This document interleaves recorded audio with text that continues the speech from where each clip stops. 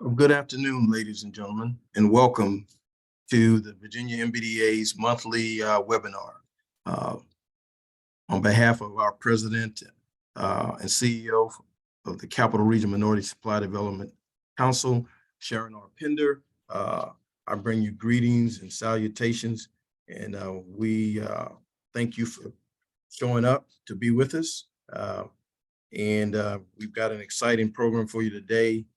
Where we're featuring the Small Business Administration. In particular, we're featuring Dr. Donna Peebles, who is the Associate Administrator for the 8A program that the Small Business Administration runs.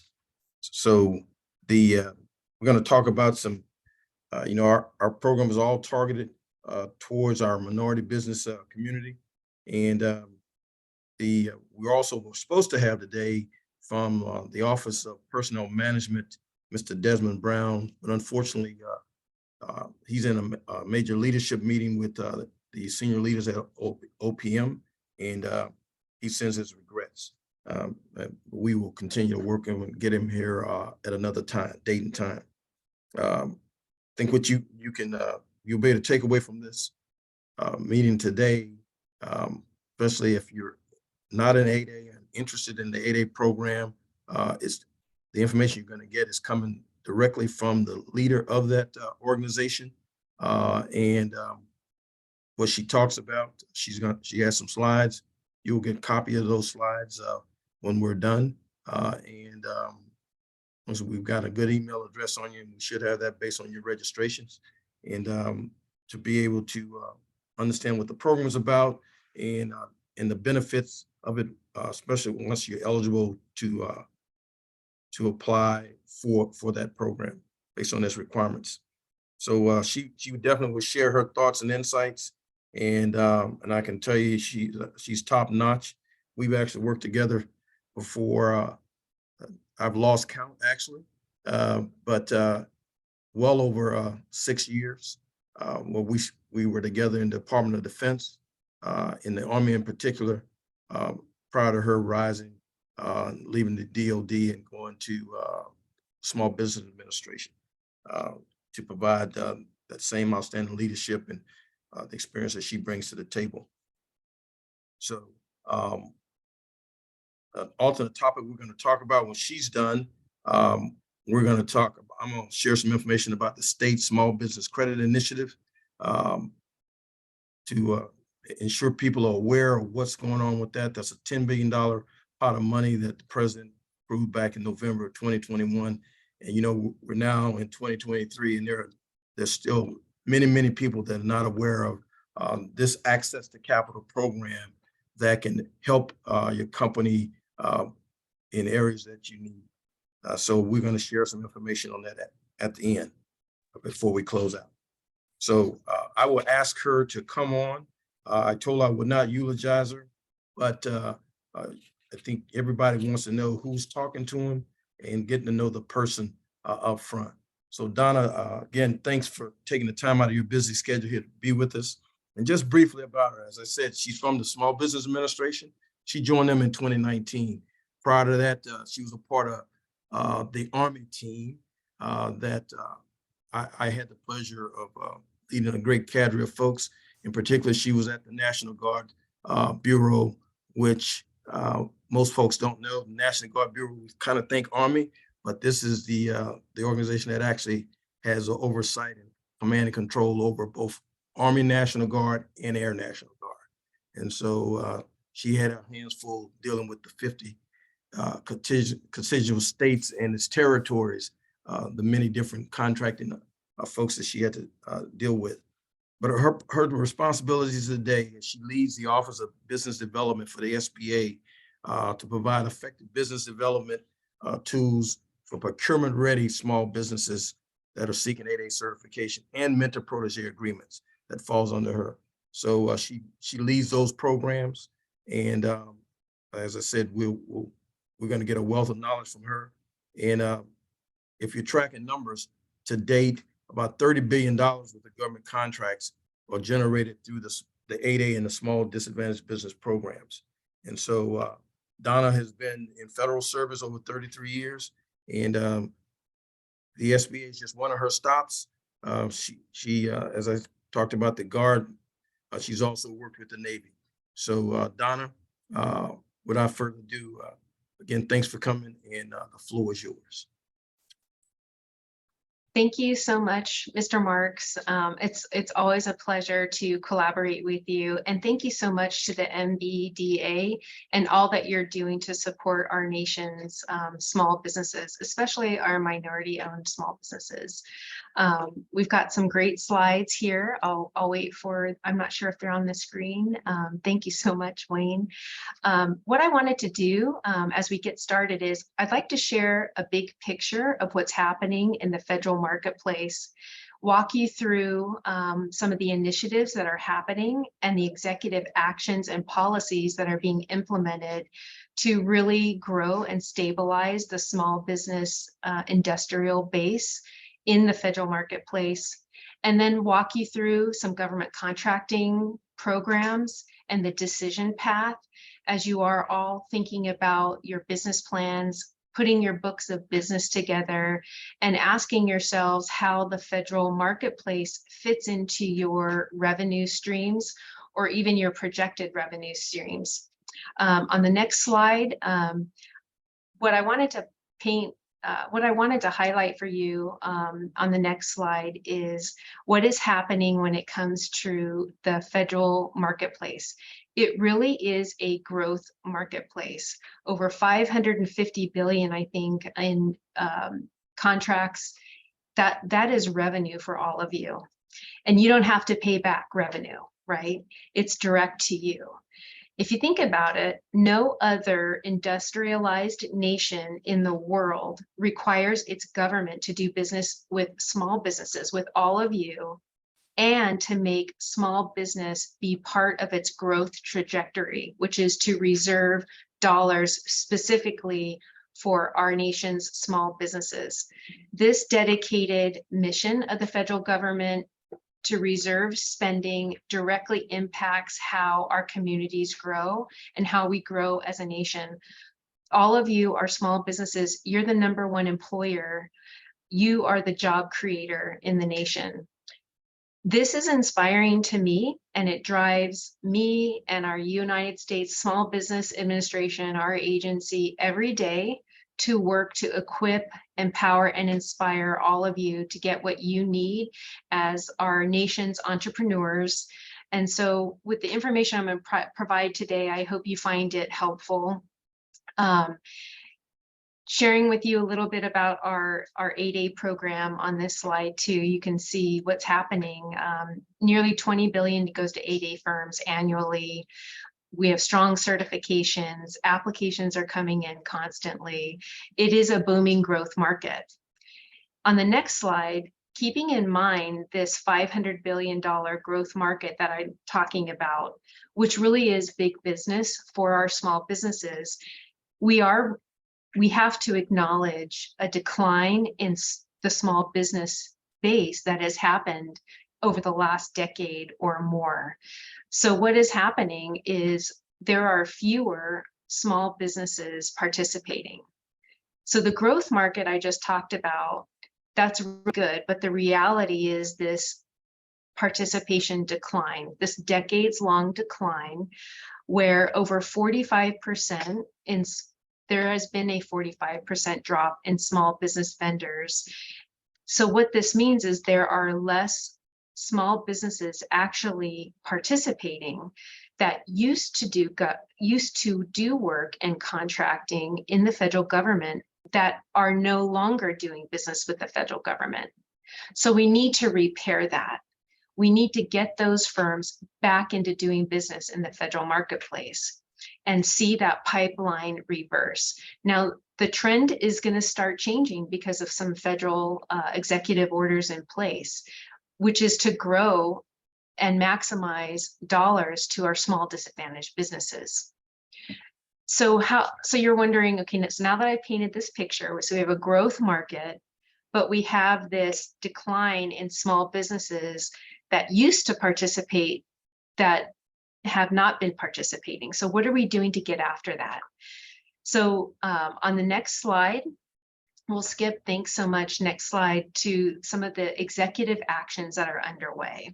And I wanted to highlight here this memo that came out of OMB. If you haven't taken a look at it, please do so. It's hyperlinked as part of the slide, so you can go and check it out.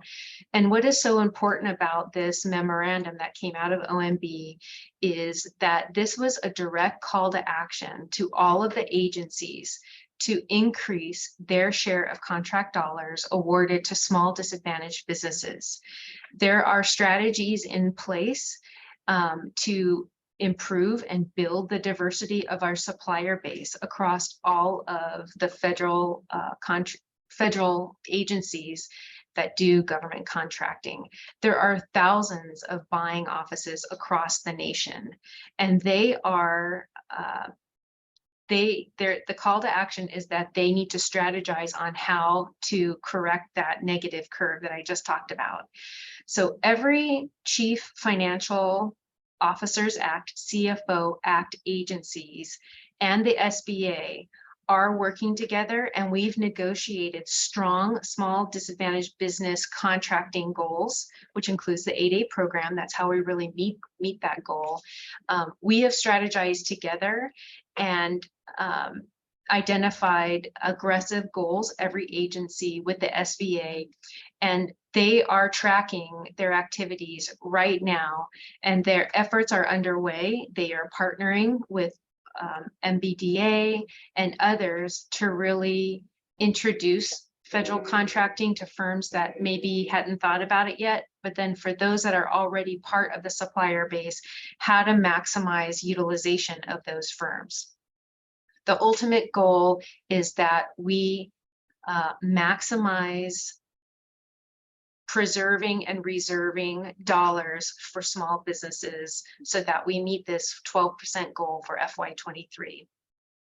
On the next slide, there is another initiative underway, creating a more diverse and resilient federal marketplace through increased participation and new entrants. So you might be wondering, well, what does that really mean? Well, what that means is there are a lot of firms registered to do business with the government who may not have had a contract in the past 3, 4, or 5 years.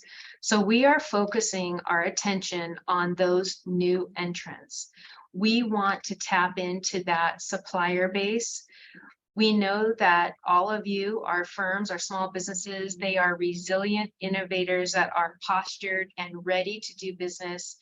If you get the call from an agency or a contracting officer, are you ready to go? We have a contract for you. These are firms that are ready. So it's really understanding how to tap into that supplier base.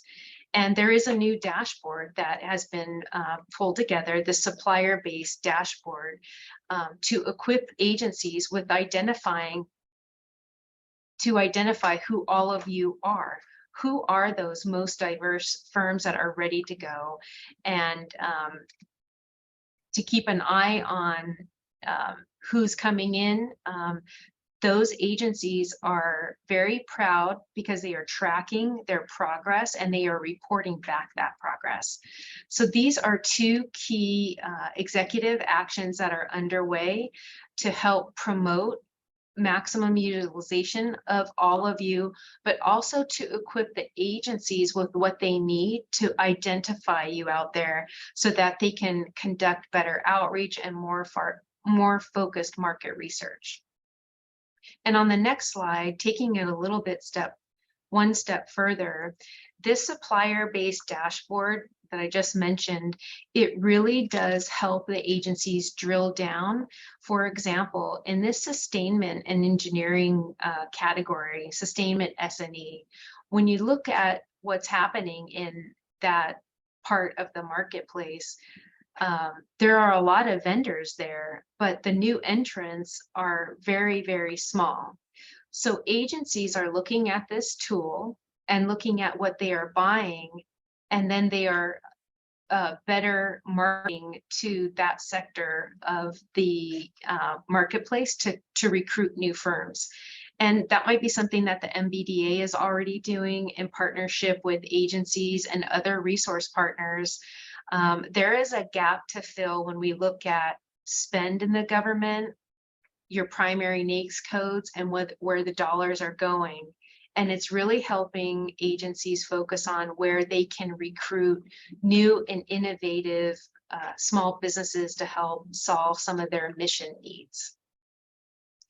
So in the next couple of slides, given all of that conversation, you might be asking yourself, where does the federal marketplace fit into your book of business as you're putting your business plan together?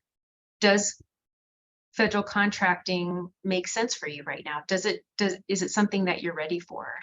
And I wanted to emphasize what government contracting can do for you and what it can't do for you.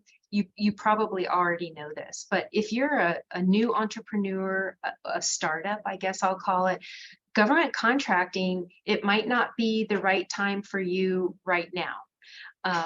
If you have been in business for several years, put together good portfolios of past performance, prime and subcontracting, and really understand that process, government contracting and our certifications, which I'll talk about later, are probably pretty good for you right now too.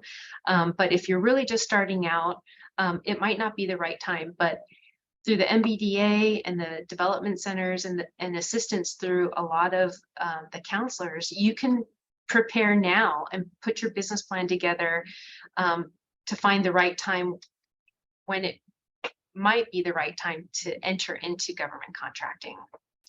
So considering all of that, on the next slide, I've kind of pieced together a little bit of a snapshot. When it comes to the Office of Government Contracting and Business Development here at the SBA, we are preparing firms for certification. This is what's happening across all of those certifications. The programs are strong. There's a lot of activity, and this kind of highlights for you a little bit about what some of the industry areas are. For example, in the 8A program, about 50 to 60% of firms certified are in the professional and technical. Probably about 30 to 40% are in construction, and the rest is a little bit of a mixed bag.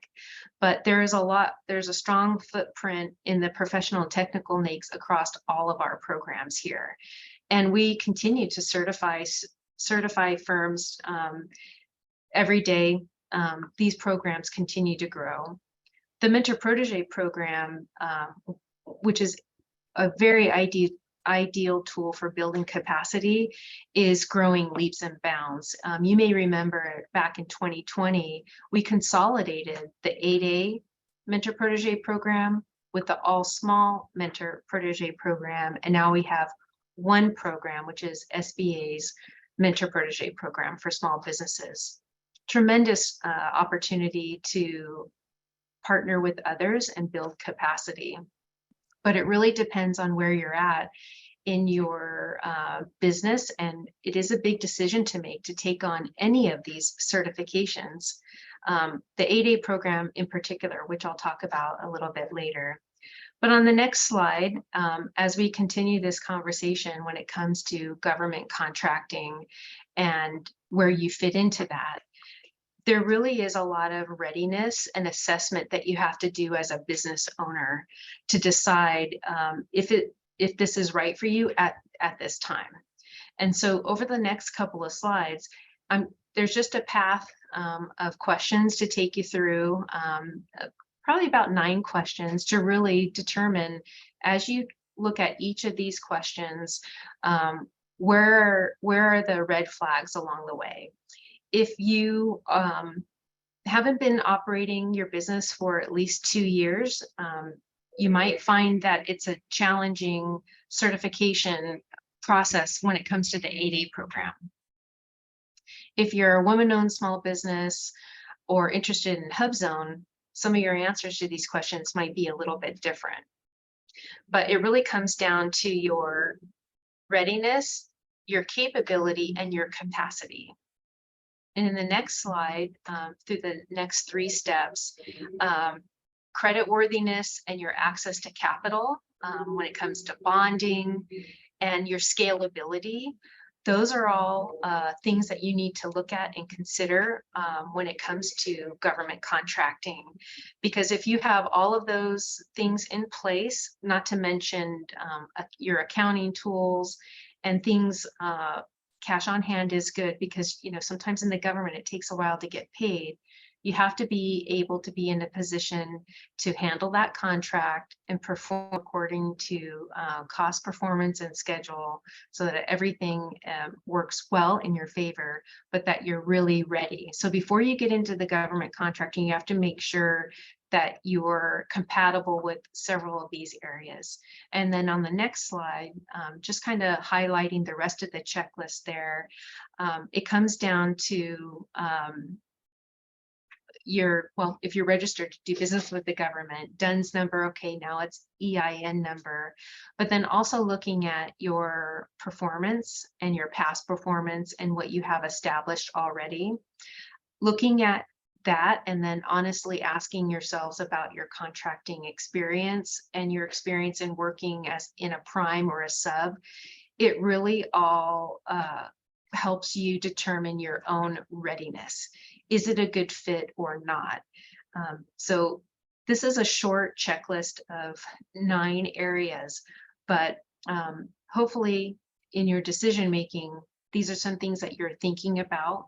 And if it is a good fit for you, the SBA, we have district offices nationwide, your local district office, you can partner with someone there. But also in the work that you're doing with the MBDA and the centers as well, they can really help you ramp up if you are looking for government certifications as well. So keeping all of that in mind, in the next slide, depending on where your path takes you in government contracting, this would be the continuum that I think that I would recommend that you keep in mind. Learning about federal contracting, the ins and outs, the federal acquisition regulations, very important on how you prepare yourself for business, whether you're considering bidding on opportunities as a prime alone or teaming with another partner, forming a joint venture. How you build your team in those different scenarios will be very important. As you know, a lot of different types of contracts may require different types of hiring. Through our outreach from the SBA to all of the federal agencies, we work together with the Office of Small and Disadvantaged Business Utilizations, their Office of Small Business Programs, across the federal agencies.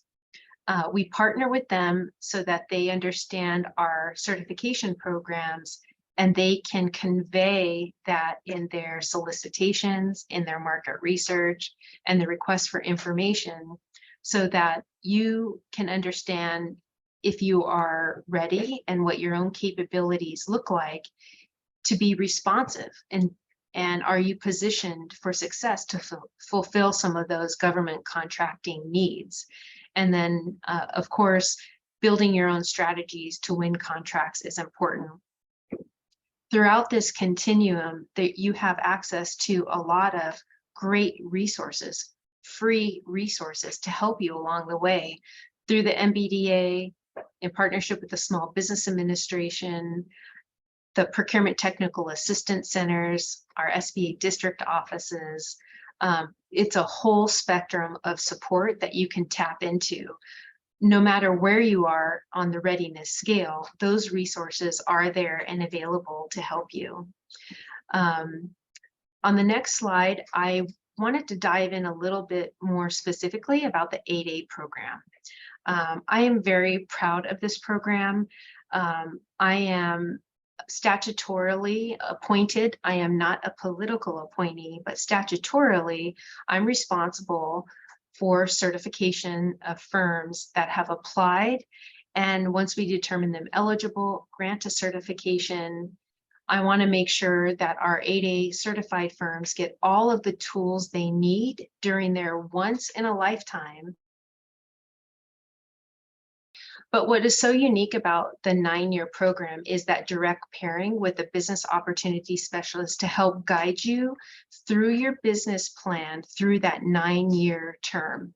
And as you start through the early phase, which is the years 1 through 4, before you transition years 5 through 9, those developmental years 1 through 4 are critical to position you for success, maximize assistance through marketing to federal agencies, and really help you gain a good solid foothold in the federal marketplace. Now, here are some of the eligibility criteria and some of the benefits.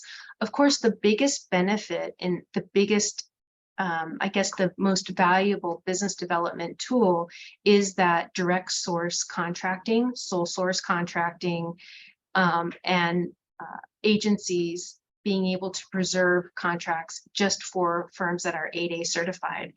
And that is because we want to maximize opportunity for those firms, and our statutes and regulations allow that. As long as you meet some of these, all of these criteria here, maybe 8A certification is right for you. I would recommend that you really do your own self-assessment as a business owner, your own self-inspection to make sure that you are ready for this 9-year period, because you only have an opportunity to apply and get certified one time. And once the 9 years is up, you've completed it, you can't come back. So that's a big difference between that and some of our other programs. We have a great website of information too, at certified.sba.gov. And on the next slide, I just wanted to highlight some other elements of eligibility when it comes to not only the social disadvantage, but economic disadvantage. So the application is very specific, eligibility is very specific, and these are highlights of some of the thresholds to be considered economically disadvantaged. We have a great tool chest on our SBA, our public website too. But I also wanted to point out, if this is something that you're interested in, every month we have an open call with the public. We call it Straight Talk. You can dial in once a month and connect directly with our SBA team of experts. It's live Q&A. If you have questions about the application, eligibility, whatever it is, you can directly access us. We had that call yesterday. It's not recorded, but this is the dial-in information. It's also posted on our public website. So on the next slide, just for your reference, if you're interested to go back and look at some of the eligibility criteria, here's a list of all of those sites through our Code of Federal Regulations. If you want to go back and check those out. So on the next slide, I just wanted to highlight for you, again, some of the benefits of the 8A Business Development Program. So you may notice I'm not really referring to it as the 8A Contracting Program. Contracting is just one benefit to help you build and grow capacity and build business development, which is to get experience through those contracts. But really, we're focused on assistance, helping you get a foothold in the government contracting space, and then really positioning you for success through that 9-year program. On average, over 60% of our firms that left the program, completed the program 3 years ago, are still in business today, and they're doing tremendously well, and they're continuing to create jobs and be very successful. On the next slide, this paints a picture for you if you're wondering about the 8A program and the value proposition and where it might fit into your business plan. This is just an idea of the trends in government contracting spend for 8A direct award contracts and contracts where agencies have set aside for 8A firms only. So we're seeing strong spend over the last couple of years, and I'm expecting this trend to continue upward, especially because of that call to action that I mentioned earlier, where the administration has informed that 12% of eligible spend must be reserved for our small disadvantaged businesses, and that means the 8A program directly. On the next slide, as you prepare for 8A certification, I would recommend checking out all of our tools that we have available. These are free resources. You can look these up yourself, or when you meet with a counselor, you can go over them together. What I'm really excited about and so pleased is that our team spent some time between January and March putting together a series of webinar videos. So these were recorded live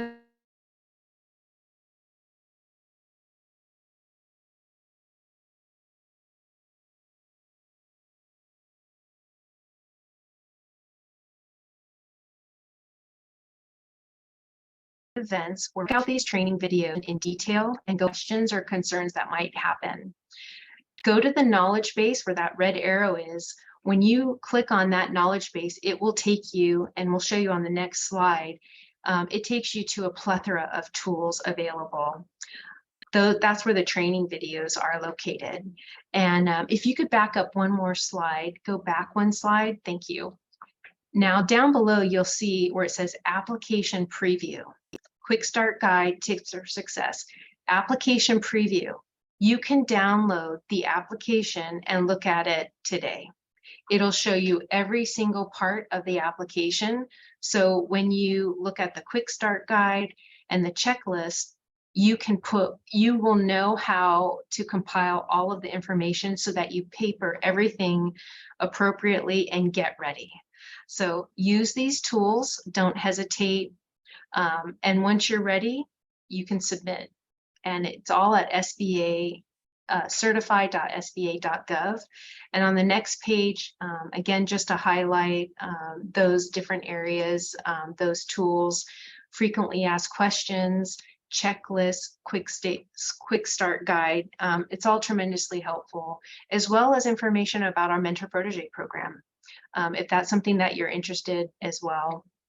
I will remind you though, on average, it takes 105 days for your application, once it's submitted and is complete, to go through 8A certification. There's 15 days for screening. That means an analyst is looking at what you submitted, and if everything's good to go, it goes on, and then we need about 90 days just to process everything, double check your financial statements, all your ownership and control, net worth, and all of those areas of eligibility that I mentioned before. There's 8 key areas that we look at. So don't hesitate to check all of that out. I will share that when it comes to our application, we just updated it. We made incredible changes. A 50% overall reduction of 8A application questions. This is the first time we've done this since our application went online 5 years ago. It's only been 5 years since we went from paper to electronic. So we just made a 50% overall reduction of 8A application questions. We reduced the requirement for financial statements from asking you for 3 years down to 1 year. And we removed about 20 questions that were related to ownership and financial inquiry that just seemed to be a little bit too much. We've consolidated that, and through that major reduction of questions, you should be able to get through the process. It's a lot more simple. So, and if anybody is going through that application right now, I love your feedback if you ever want to provide that. So So far, I've given you the big picture of what the federal marketplace looks like. It's a growth market. Even though there's a decline in small business participation, it is increasing, and we are continuing to award more dollars to 8A certified firms. And I shared with you some tools and tips and application aids available from SBA.gov, from our certified at SBA.gov website. And I've also shared with you what agencies are doing to maximize utilization of small businesses, bring in new entrants, and then also do everything that they can to make sure that you all get equal access to all of that contracting opportunity. So in the last couple of slides, I just wanted to quickly highlight some of the regulatory updates that are happening.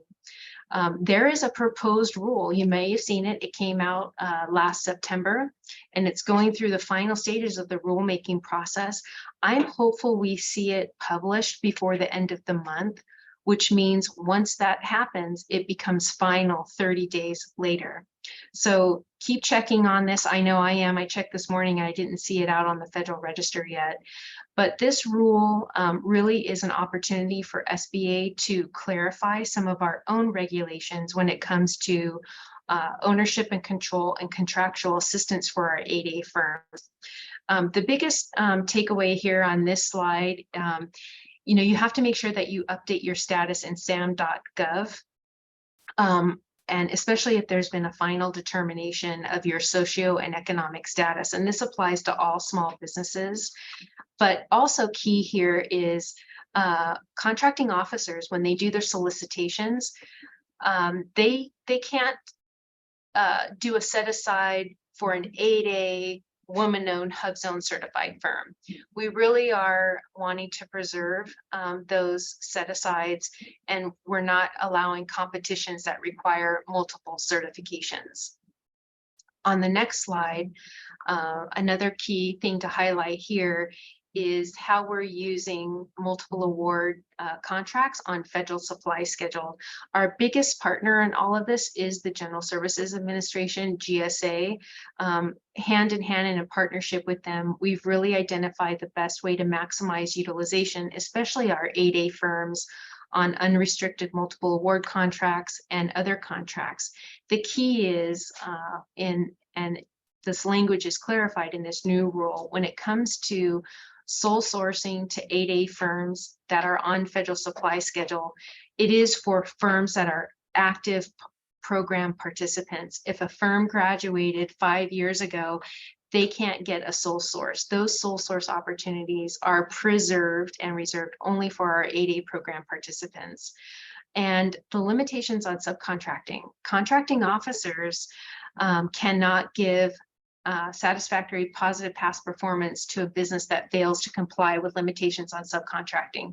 That means that if a small business is not complying with this, or even if there's a large business that isn't preserving small business set-asides appropriately and making sure that the small business does a majority of the work if they are the prime, if that's not happening, it will be reflected in their past performance, and they could be downgraded on it.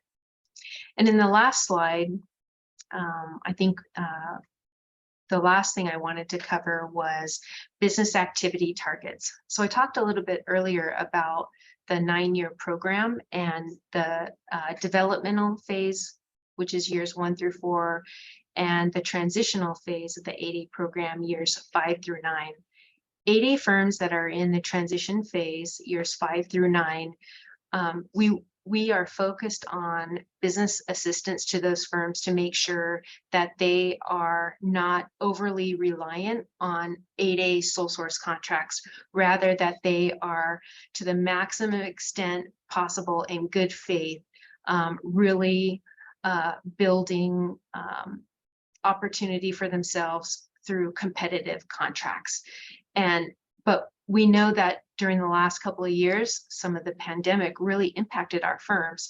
So we're not holding it against our firms. In good faith, we know that they are all doing the best that they can to really get their business activity targets in a good place so that when they do exit the program, they can continue to thrive and do well.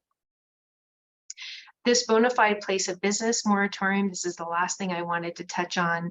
You may recall last year, our administrator announced a moratorium on the requirement for a bona fide place of business, and that continues through the end of this fiscal year, through end of September. And but the SBA, our agency, we will revisit that to determine if the moratorium will continue or not. And in my last slide before I leave you today, it's been such a pleasure to share some of this information with you, give you a big picture of what's happening, some of the executive actions that are taking place.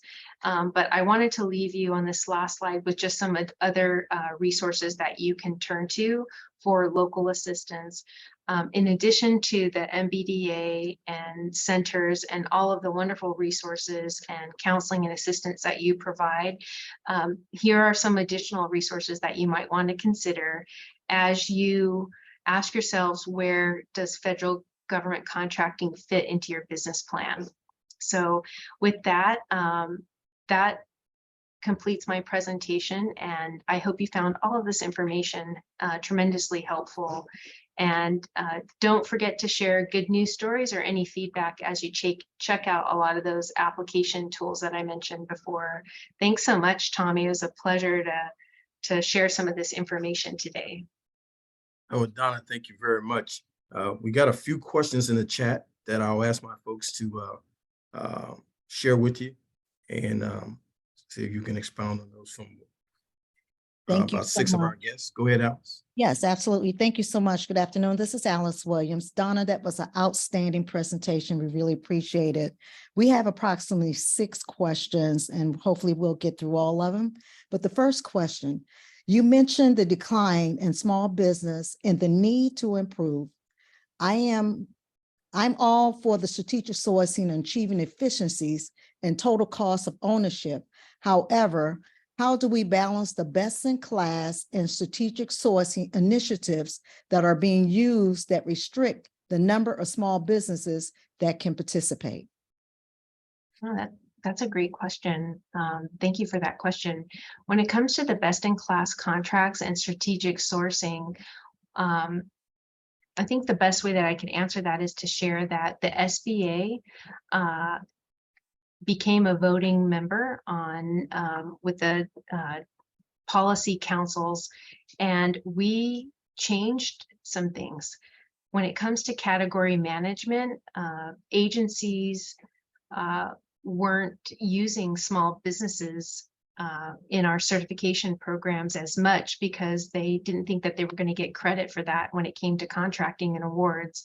And through the leadership of our associate administrator, Ms. Bibi Hidalgo, we got that changed, and category management has improved where all small businesses are part of that tiered process, and any agency that does a small business set aside is going to get credit for it.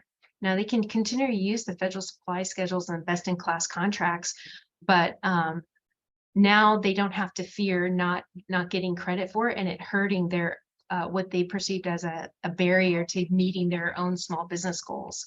And so I think that we will see a big reversal in the trend in that decline in participation because of the changes made to category management.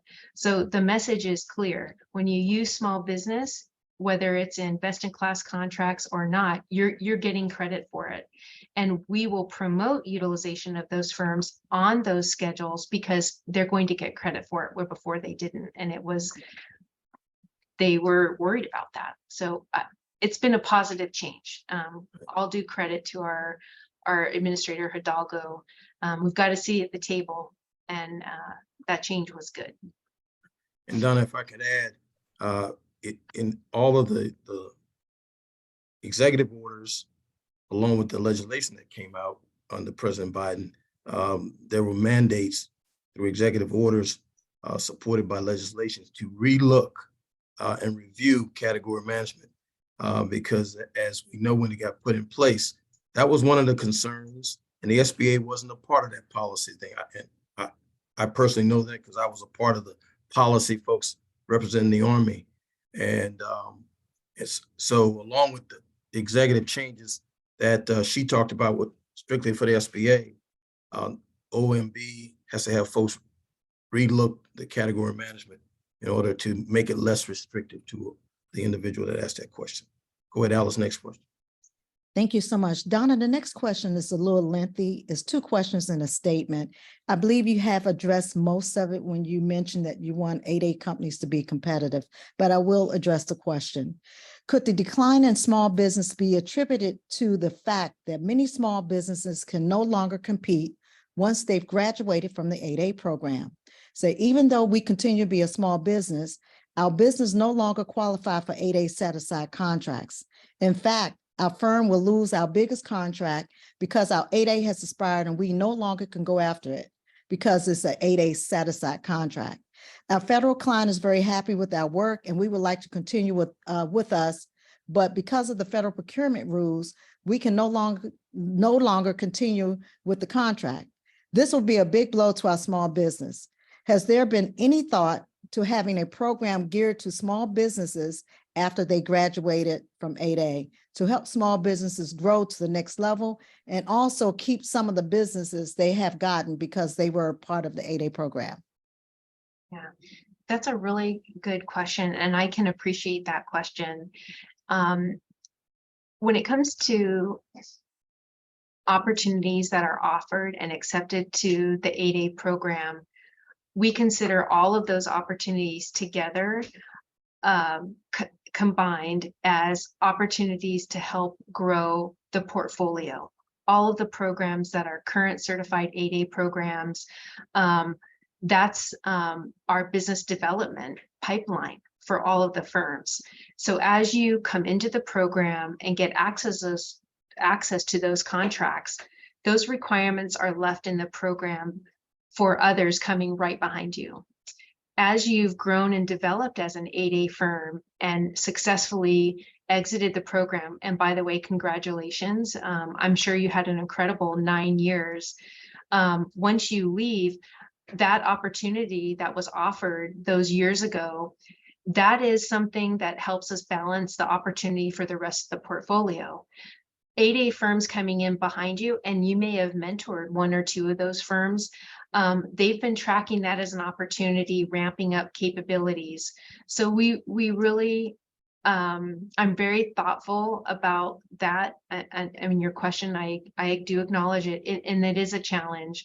But in accepting requirements that the Army, Navy, Air Force, all of the agencies offer to us, upon acceptance, we know that those are opportunities that are helping develop firms in the long term through their business development program. So upon exiting the program, you asked about other ways to, or other programs that could help you grow to the next level. I would consider examining other agreements or partnering relationships that could help you in a performance capacity on some of those where you were the incumbent. There could be joint ventures. There could be a mentoring protege relationship where you mentor an 8A coming right behind you doing similar work where you could still participate.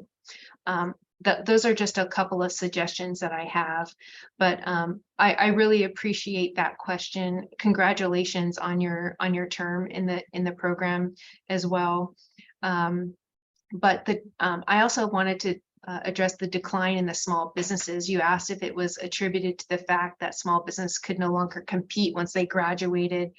I think we saw some of the decline and erosion because of some of those best in class situations where there was some, I'll say preferential treatment only because best in classes contracts, that it was a preferred vehicle at that time. But I think the unintended circumstance or the unintended consequence of that was what happened, which was small businesses just started to not participate. If I could, just briefly, the program is a business development program. And so when you come in, that pipeline exists. But along the way, you've got to diversify your portfolio of contracts by the time you graduate, so that number one, there's the sole source set asides, if you will. Then there's set asides for competition within the 8A community. And from my experience as a director of the Army Small Business Office, when I counseled companies graduating, they came to me at the nth hour. It was because they did not diversify and take advantage of that 9-year runway.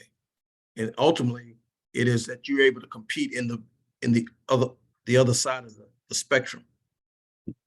Transparency. Yeah, thank you, Tommy. Agree. Okay, next question. This is regards to the 8A program and some of the exceptions. Says, what are some examples of exceptions for companies not 2 years old? So upon application, one of the key requirements for eligibility is that you have been in business operating and showing a strong revenue stream for at least 2 years. But there's also an opportunity for a waiver to be granted to that. But what we're going to do is we're going to look at all of those elements of eligibility and that capacity that Mr. Marks just mentioned. We want to look at your potential for success.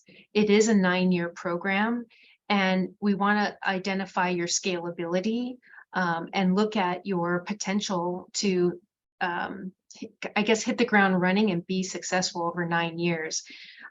It is a red flag, though, if you haven't been operating for 2 years, showing a good record of revenue streams, it just might not be the right time to apply right now. Maybe you should wait a year or two, get some more of that past performance, other contracts underway, get them under your belt a little bit before, what I don't want to see is firms get in and then at the 3, 4, 5 year mark, sometimes I hear, gosh, I wish I would have waited, but we do have a 2-year waiver, and that's something that you can request through the application process. Okay, thank you, Donna. Next question. If I started an application about a year ago because of the changes to the application, should I start over? If you started the application a year ago, I'm not sure if that means your application should have been processed already, or it was pre-screened and then you probably received some information from the SBA asking for more information if you've already started it online. It's rare that we have applications still in the queue from a year ago, but if you haven't started it online and you're thinking about doing so today, it's a great time to do that. Thank you so much, Donna. The next question surrounds your email address, contact, and I think you put it at the end of the slide. So I'm gonna go to the next question. If you have a contract and need long and short-term working capital, according to the SBA website, one of the basic use for the 7A loan include long and short-term working capital. However, when I reached out to the SBA, I was told that I did not qualify.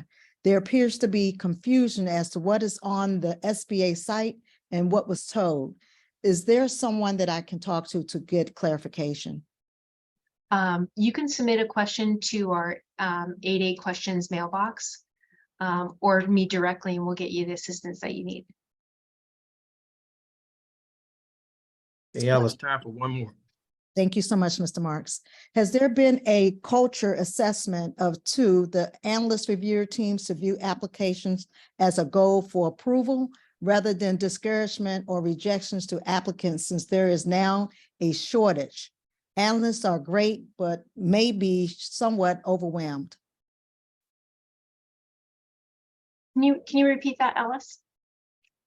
Yes, it's a little bit confusing. Has there been a culture assessment? So they're asking for some type of assessment of or to the analysts reviewer teams. So looking at your teams appears to be to view application as a goal for approval. So it appears to be more discouragement or rejection than encouragement for approval process. So I think they're talking about the culture of reviewing the applications. Yeah. You know, I really appreciate that question. I will let you know that we have a team of a mighty small team of 8 to 10 analysts processing applications nationwide. They are very skilled. They're really good at what they do. And now that the application process is online and more simplified, we are improving our touch points and customer service. Our survey that we implemented last April, to survey customers and applicants, right now we're scoring at about a 4 out of 5 for good to excellent customer service with high trust in the SBA. The application process can be tedious. Once you're prepared and you've got everything papered the right way and you're good to go, once you submit that, you are directly connected with an analyst who will work with you on the rest of the process. So I want you to be encouraged. If there was ever a time to apply for AD certification, now's the time. But don't hesitate to follow up with me on email if there's something more directly that we can assist with, or if you have an application pending and you're wondering about status. So best of luck to you as you continue the application process. We are here to support. All right, Donna, thanks very much. I know we got some more questions. We will get the questions to her. As I've done in the past, I think she will work with me, with her and her staff, and we'll get the answers, and we will email those responses to the questions that we didn't get to. Okay. So Donna, again, I want to thank you. This was really a great session, a lot of great information, and everybody will get a copy of the slides, and her slides got live links in them. If you looking at them on your computer, okay, to go where you need to go. And before we close, I want to briefly just go over the State Small Business Credit Initiative. There's still a lot of information out there and folks are not aware. Wayne, if you put up the chart, I know we got folks that are not just from the DMV, you know, the great state of Maryland, the Commonwealth of Virginia, or the District of Columbia.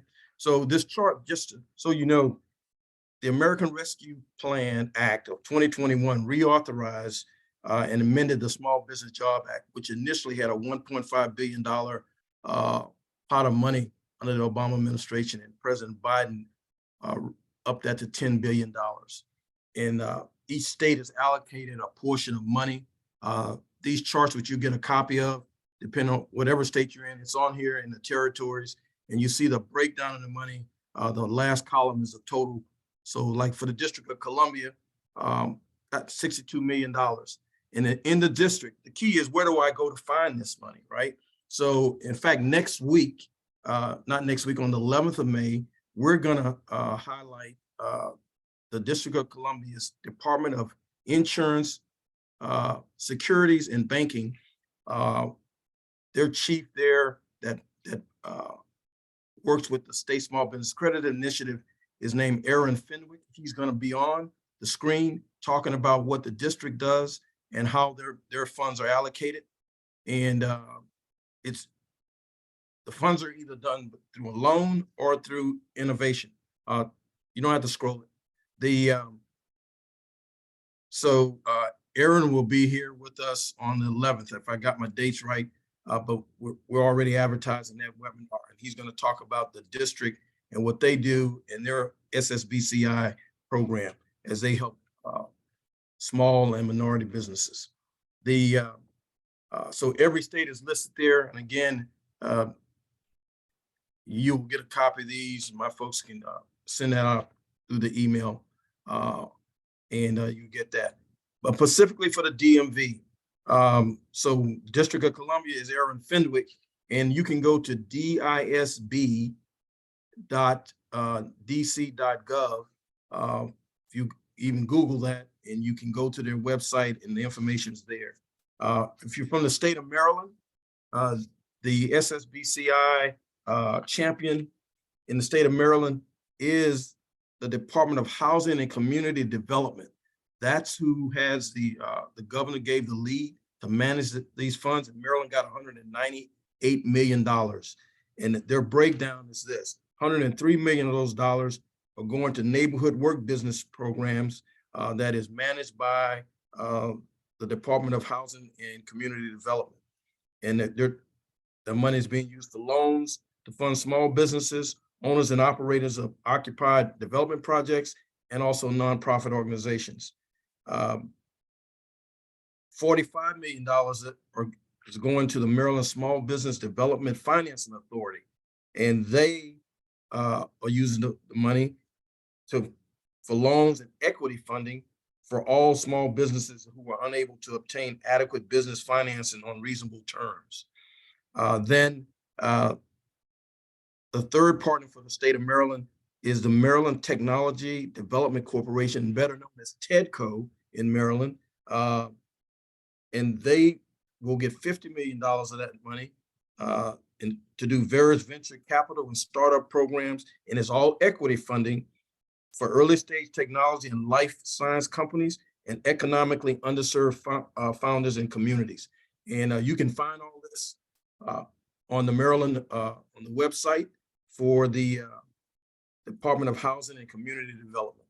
In fact, when you go there, what I just read is on the first page, on the home page, and it has links and where you need to who you need to contact to get more information. And then finally, in the state of Virginia, it is the Virginia Small Business and Supplier Diversity Office. Their Small Business Financing Authority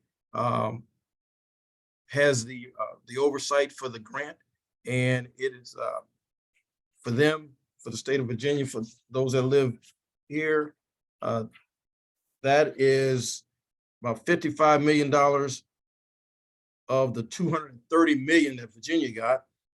55 million is going to go to lending programs out of their financing authority office.